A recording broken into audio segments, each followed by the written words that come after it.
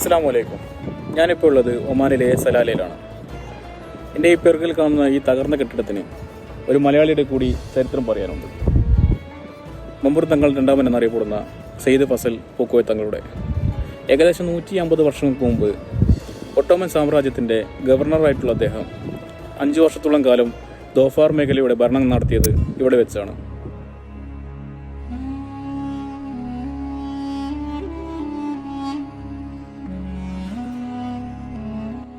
നാട് വിട്ട് മക്കയിലെത്തിയ സെയ്ദ് ഫസൽ തങ്ങളെ ദോഫാറിലെ ജനങ്ങൾ അവരുടെ ഭരണാധികാരിയാക്കാൻ ക്ഷണിച്ചു വരുത്തുകയായിരുന്നു.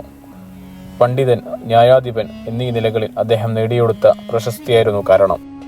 ദോഫാർ പ്രവിശ്യയുടെ ചരിത്രം പിൻകാലത്ത് തിരുത്തിയെഴുതിയ ഭരണമായിരുന്നു അത്.